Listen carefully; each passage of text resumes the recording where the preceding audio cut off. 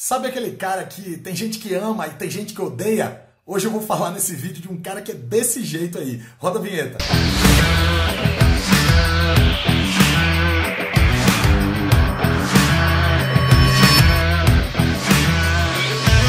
E aí, guerreiros e guerreiras, aqui é o professor André Guerra, e se você quiser saber mais sobre um cara que é amado por muitos e odiado por outros tantos e um pouco da sua obra, cole comigo até o final desse vídeo. Hoje eu vou falar um pouquinho sobre Monteiro Lobato, é isso aí. Se você quiser mais dicas sobre literatura, gramática, interpretação, redação, cole comigo, se inscreve aqui no meu canal, tem um botão aí para você se inscrever. Tá bom? Lembre de clicar também no sininho para que o YouTube te notifique com prioridade toda vez que o professor André Guerra publicar uma aula nova. Maravilha? Aqui no meu canal tem um vídeo em que eu já falo alguma coisa sobre o Monteiro Lobato, tá? É um vídeo sobre o conto Negrinha do Monteiro Lobato, vale a pena você assistir. Eu vou colocar nos cards aqui, vou te dar essa colher de chá para você poder ir lá e assistir um conto muito forte, tá? E mostra um pouco, tá? de que a gente precisa analisar as coisas de uma forma mais relativa, sabe, guerreiro? Sabe, guerreira? Por quê? Por que eu estou dizendo isso? Parece meio filosofia, tal, espiritualidade? Não, é literatura mesmo, se ligue. Muita gente, mas tira dos cachorros e coloca em cima do Monteiro Lobato por conta de algumas declarações que ele já fez. Realmente, o Monteiro Lobato já pisou muito na bola com algumas declarações, né, que foram interpretadas e difícil não interpretar como racistas, como eugênicas, né?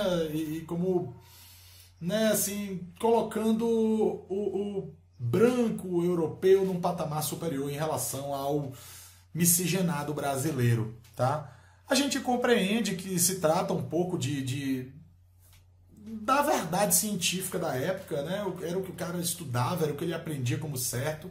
Né? Por isso que eu estou dizendo que a gente precisa relativizar as análises um pouco. Né? E a gente tem algumas obras do Monteiro Lobato que mostram um outro cara, tá bom? A gente, por exemplo, o conto Negrinha, ele revela um outro Monteiro Lobato, tá bom? Que é um porta-voz contra o racismo, contra, né, os maus tratos sofridos por pessoas negras, né, na história do Brasil. Então vale muito a pena, tá?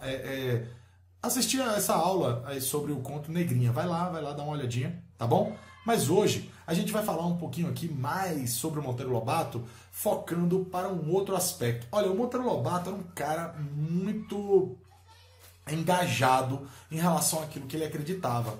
E uma das coisas nas quais ele mais acreditava era no imenso potencial que o Brasil tinha e tem ainda, tá? Quando o assunto é petróleo, ó, tão na mídia, né? Tão noticiado hoje ainda, tantos escândalos envolvendo a Petrobras, não era para menos, tá bom? Olha só, deixa eu ler para você aqui uma frase que é a epígrafe do livro O Escândalo do Petróleo do Monteiro Lobato. Se liga, eu vou jogar aí na tela.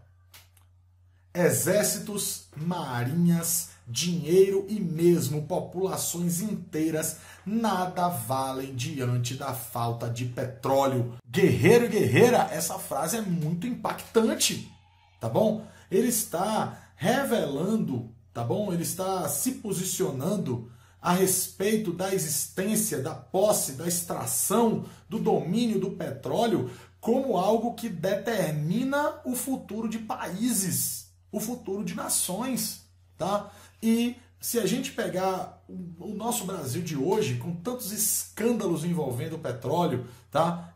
E com essas reservas absurdas de petróleo que nós temos, e a maneira como um e outro governos vão tratando a existência desse manancial, desse potencial sob aqui o nosso solo, realmente vale a pena a gente se aprofundar no estudo. E o livro O Escândalo do Petróleo, tá bom? Escrito há tantas décadas, ele nos coloca para pensar. Esse livro foi escrito em 1936 e algumas coisas que são abordadas, algumas discussões que são feitas pelo Monteiro Lobato, elas se adequam perfeitamente ao que nós estamos passando, ao que nós estamos discutindo hoje, tá bom?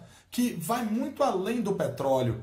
ele vai olhar muito para um aspecto que não há, que é inegável, é que muitas vezes os brasileiros, nós brasileiros, alguns representantes brasileiros, olha, é muito difícil falar desse assunto sem a gente tocar em aspectos sociais, aspectos políticos, tá? Mas o professor André Guerra não está tomando partido de ninguém aqui, nós estamos analisando tudo a partir da ótica do Monteiro Lobato, em 1936, com o escândalo do petróleo, tá bom? Então, mas se ligue, o Monteiro Lobato denuncia de maneira muito veemente a subserviência de governos brasileiros a países estrangeiros, principalmente quem? Principalmente os Estados Unidos da América,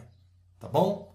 Que, na visão do Monteiro Lobato, impuseram ao governo brasileiro da época uma proibição de extrair o seu próprio petróleo, ok? Então, são afirmações bombásticas que o Monteiro Lobato faz, e adivinha o que aconteceu com esse livro? Foi recolhido por Getúlio Vargas, tá certo? O livro foi publicado em 1936. Você que é bom de história está lembrado que em 1937, o que é que começa? O Estado Novo, que foi a ditadura Vargas, ok? Então, o Monteiro Lobato teve problemas seríssimos, ele foi acusado de comunismo, ele foi preso, os livros dele foram recolhidos. Então, a gente está diante de uma obra crítica, de uma obra com um caráter muito mais histórico, sociológico do que literário propriamente dito, embora o Monteiro Lobato seja um dos grandes representantes da nossa literatura, sobretudo da literatura infantil, mas a gente está diante de uma obra de cunho sociológico.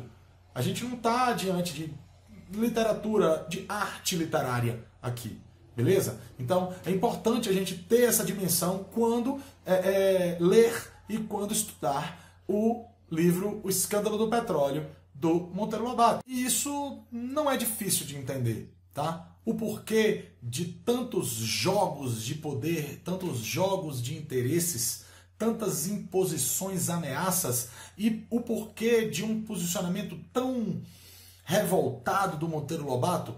Eu vou colocar aqui para você mais uma frase extraída do livro O Escândalo do Petróleo para a gente conversar. Olha só. O fedorento sangue da terra passou a ser o sangue da indústria, das finanças, do poder e da soberania dos povos. Guerreiros e guerreiras, é para menos? Tá? O petróleo, quem domina o petróleo, domina uma boa parte do mundo, ok? O que o Monteiro Lobato não consegue compreender, o que deixa o Monteiro Lobato revoltado e... Poxa, venhamos e convenhamos, é super justificável que alguém se revolte diante disso? Nós, sendo donos de tanto petróleo e tecnologia para extraí-lo, por que continuamos à mercê de outras economias, de outras políticas, que também têm petróleo e às vezes têm menos do que nós? Por quê? O que é que falta? O próprio Monteiro Lobato vai discorrer um pouco sobre isso, vai refletir um pouco sobre isso, trazer para nós essa reflexão. Vamos dar uma olhada? Convenceram os indígenas bocós, inclusive nas bombas de gasolina, de que era absurdo existir petróleo no Brasil. Guerreiros e guerreiras, vocês viram como ele se referiu? Esse é o ponto em que muitos torcem o nariz para o Monteiro Lobato, porque no meio de tanta veemência, acho que ele atropela um pouco as coisas, né? Ao chamar-nos, né? Ao chamar os brasileiros, inclusive ele mesmo, né? Enfim, de indígenas bocós. Bocó assim, que é enganado por qualquer um, né? Não sei se você conhece essa palavra. Indígenas bocós, tá bom? Mas, se você conseguir se desligar disso, dessa veemência, desse radicalismo dele, você consegue perceber a crítica que ele está fazendo. Você percebeu, prestou atenção, nos convenceram de que não existia petróleo no Brasil. Vou colocar a frase de novo para a gente olhar. Convenceram os indígenas bocós de que era absurdo existir petróleo no Brasil.